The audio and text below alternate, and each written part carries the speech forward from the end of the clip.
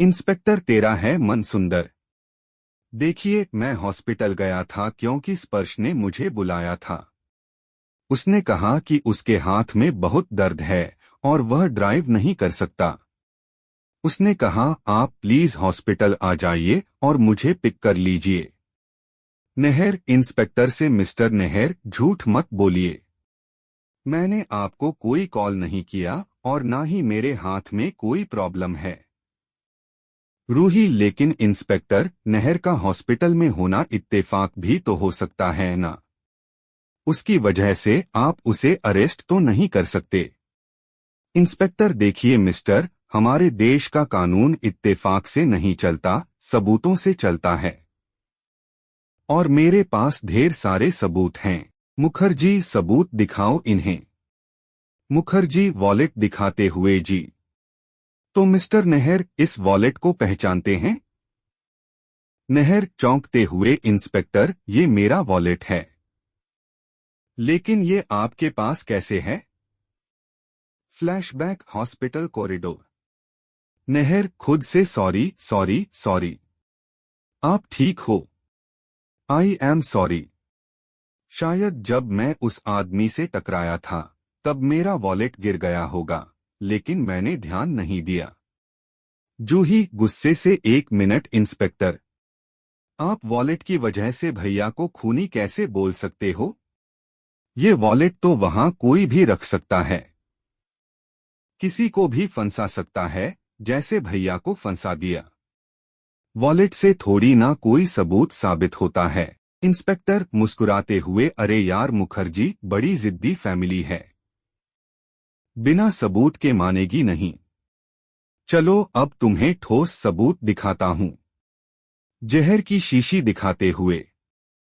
Inspector Ram Mukherjee, ये देखिए, यह वही जहर की शीशी है जिससे शीतल की मौत हुई। और इस शीशी पर आपके बेटे नेहर के उंगलियों के निशान हैं। और ये है फिंगरप्रिंट की रिपोर्ट। देखिए, और ठोस सबूत चाहिए आप लोगों को। इंस्पेक्टर, नेहर की ओर बढ़ते हुए, जी, हाथ दीजिए। राम मुखर्जी, व्याकुल होकर, नहीं, ऐसा नहीं हो सकता, ये नामुमकिन है। रूही, आगे आकर स्पर्श, नेहर जी कभी ऐसा नहीं कर सकते, इन्होंने कुछ नहीं किया है। इंस्पेक्टर, आपको कोई गलतफहमी हो गई है। मैं अपने नेहर जी को अच्छे से जानती हूँ, वो कभी भी ऐसा नहीं कर सकते, वो किसी की जान नहीं ले सकते। रूही, जारी रखते हुए, और जहां तक बात इन फिंगरप्रिंट्स की है, तो ये शीशी मेरे पास थी और मैंने ही इसे आखिरी बार छुआ था। इंस्पेक्टर, देखिए मैम, हमें हमारा काम करने दीजिए। मेरे पास इस आदमी के खिलाफ ढेर सारे सबूत हैं, तो प्लीज आप हट जाइए। रूही, रोते हुए, नहर के सामने खड़ी होकर, इंस्पेक्टर, इन्होंने कुछ भी नहीं किया है, आप प्लीज इन्हें हथकड़ी मत लगाइए। दादी, रोते हुए, आप कुछ बोलो क्यों नहीं रहे हैं? इंस्पेक्टर साहब, मेरा पोता ऐसा नहीं है, मेरे पोते ने कुछ नहीं किया है, उसे मत ले जाइए। राम मुखर्जी, इंस्पेक्टर, आपको जरूर कोई गलतफहमी हुई होगी। नेहर, बेटा, तुम कुछ बोल क्यों नहीं रहे हो? कुछ तो बोलो। इंस्पेक्टर जी, लेकर चलो इसे। स्पर्श, राहत की सांस लेते हुए, खुद से, थैंक गॉड, रूही पे इल्जाम नहीं आया, मुझे सिर्फ अपनी रूही की परवाह है। परिवार के सदस्य चिल्लाते हुए, अरे मत ले जाने दो उसे, उन्हें रोको ना, कुछ करो ना, हमने कुछ नहीं किया है। राम मुखर्जी शांत, वकील को फोन करो, बड़े से बड़े वकील को फोन करो। मैं अभी करता हूं, तुम टेंशन मत लो, हम नेहर जी को कुछ नहीं होने देंगे, ठीक है, तू फिक्र मत कर। दादी, रूही की ओर देखकर, गुस्से में, कब तक तुम्हारी मनहूसियत मेरे पोते के ऊपर से खत्म होगी? तुमने उनकी जिंदगी बर्बाद करके रख दी है। तुम तो चली गई थी ना, यहां से वापस क्यों आई? दादी जारी रूही, तुमने आज एक बार फिर जता दिया कि मेरी जो नफरत है तुम्हारे लिए वो गलत नहीं है, सही है मेरी नफरत। इस घर में तुम्हारी वजह से खुशी की जगह मातम छा गया। दादी रोते हुए, मेरा नहर दूल्हा बनने वाला था, इस घर में बहू आने वाली थी, लेकिन सिर्फ तुम्हारी वजह से। तुम इस घर में डोली की बजाय अर्थी ले आई, ऊपर से हत्या का इल्जाम डाल दिया और उसे जेल भेज दिया तुमने। कब तुम्हारी मनहूसियत हमारे परिवार के ऊपर से हटेगी? रूही रोते हुए, दादी मैंने कुछ भी नहीं किया है, मैंने शीतल के साथ कुछ नहीं किया, मुझे यकीन कीजिए। और मुझे नहीं पता कि नहर जी के खिलाफ। दादी चिल्लाते हुए, खबरदार, अगर अपनी काली जुबान से मेरे नहर का नाम लिया तो अब तो मुझे तुम्हारी शक्ल भी बर्दाश्त नहीं होती। जूही बीच में आते हुए, बस आप प्लीज रूही को ब्लेम करना बंद कीजिए।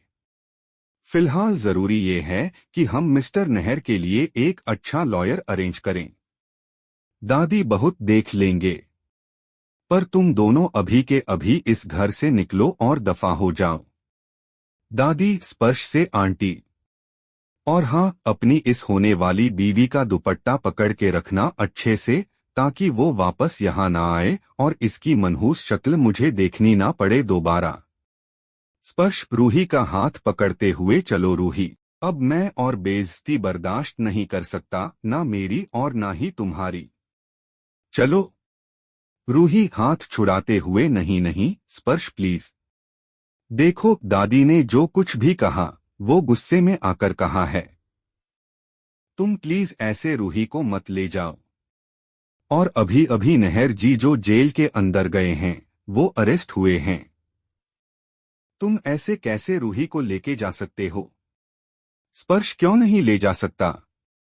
यह मेरी होने वाली बीवी है, और जहां उसकी इज्जत नहीं होगी, जहां उस पर बेबुनियाद इल्जाम लगाए जाएंगे, उस घर में उसके लिए कोई जगह नहीं है। जूही प्लीज, स्पर्श प्लीज, तू ही बोल ना, स्पर्श प्लीज ना। फ्लैशबैक, इंस्पेक्टर की आवाज। इंस्पेक्टर वॉइस ओवर, ये वही जहर की शीशी है जिससे शीतल की मौत हुई, और इस शीशी पर आपके बेटे नहर के उंगलियों के निशान हैं। रूही मन में है, खाटू जी, अगर मैं इस घर से चली गई तो मैं नहर जी को कभी बेगुनाह साबित नहीं कर पाऊंगी, मुझे यहीं रहना है। स्पर्श क्या हुआ रूही? रूही दृढ़ता से, मुझे नहर जी की मदद करनी है। स्पर्श रूही, क्रिमिनल मैटर है, तुम इन सब में मत पड़ो।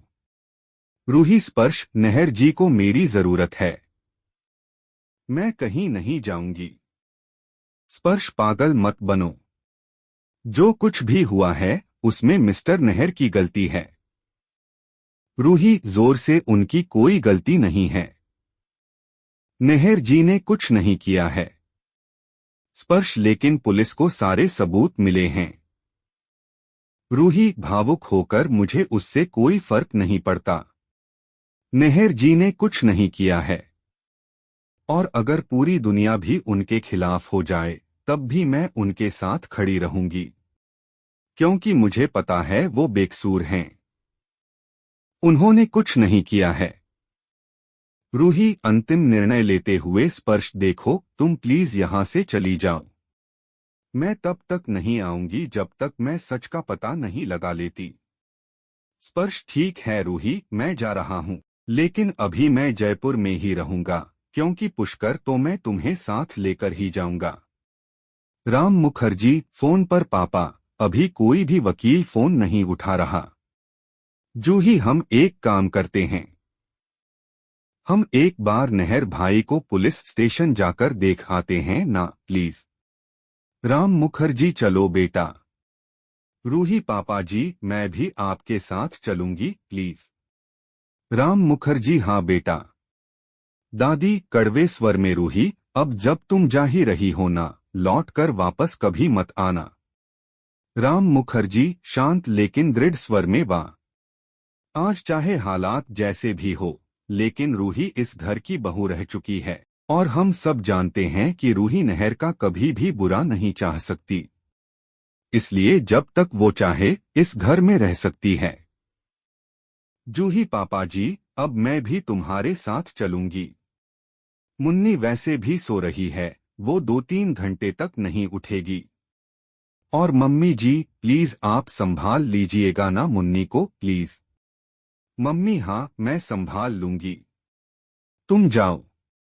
कांस्टेबल पानी का गिलास देते हुए, लीजिए मिस्टर नेहर, पानी पीजिए। इंस्पेक्टर धमकी भरे लहजे में वो कह रहा है, मिस्टर नेहर, आपके बचने की उम्मीद नहीं है, इसलिए आप चुपचाप अपना गुनाह कबूल कीजिए। इन पेपर पे साइन करिए और कबूल कीजिए कि आपने अपनी होने वाली बीवी को मारा। नेहर शांत लेकिन दृढ़ता से, सॉरी इंस्पेक्टर, लेकिन मैं साइन नहीं करूंगा। इंस्पेक्टर मतलब आप इनकार कर रहे हैं कि आपने नहीं मारा? अगर आपने नहीं मारा तो किसने मारा? नेहर मन में, अगर मैंने इस जुर्म से इनकार किया तो कहीं रूही का नाम ना आ जाए, और अगर मैंने अपने ऊपर इल्जाम ले लिया तो असली कातिल कभी पकड़ा नहीं जाएगा। अभी चुप रहना ही मेरे लिए बेटर है।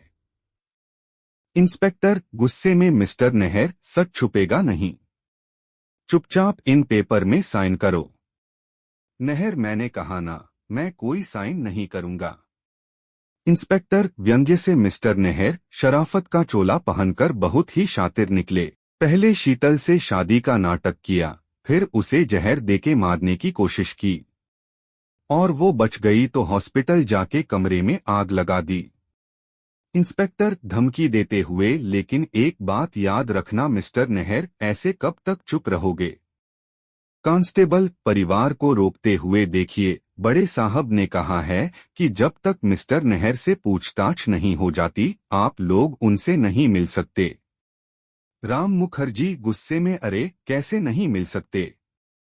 अंदर मेरा बेटा है और मुझे उससे मिलना है। आप हटिए, जाने दीजिए मुझे। कांस्टेबल अरे रुकिए, अगर आपको मिलना है तो पहले वकील लेकर आइए। रूही विनती करते हुए, देखिए प्लीज हमें नेहर जी से बस 2 मिनट के लिए मिलने दीजिए प्लीज। कांस्टेबल सॉरी मैडम, आप लोग यहाँ से जाइए प्लीज। जूही चिंतित होकर, पापा लॉयर का फोन नहीं लग रहा, पता नहीं वो लोग नेहर जी के साथ कैसा सुलूक कर रहे होंगे। अचानक इंस्पेक्टर का हाथ कांस्टेबल से टकराता है और गर्म चाय उसके हाथ पर गिरती है। इंस्पेक्टर चिल्लाते हुए, क्या किया तुमने? क्या दिख रहा है तुम्हें? कांस्टेबल सॉरी साहब, सॉरी। इंस्पेक्टर दर्द में, अरे ये क्या कर दिया तुमने? देखो मेरा पूरा हाथ हिल गया, मेरा पूरा हाथ दुख रहा है। कांस्टेबल बर्फ लाता हूं साहब। इंस्पेक्टर आप इसको जेल के अंदर डालिए। नेहर नहीं, आप क्या? साहब गलती से हुआ। इंस्पेक्टर गुस्से में, गलती? आप इसको गलती बोल रहे हो? मेरा हाथ हिला दिया। शांत हो जाओ, बर्फ लेके आओ, जाओ। इंस्पेक्टर नेहर की ओर मुड़ते हुए, कहाँ है मिस्टर नेहर? मैंने अच्छों की चुप्पी तोड़ दी है। तू चुपचाप बता सब क्यों किया? जब शीतल को मारना था तो उससे शादी का नाटक क्यों किया? इंस्पेक्टर धमकी देते हुए, जा सच बता, इससे पहले कि मैं अपना टेम्पर खो दूं।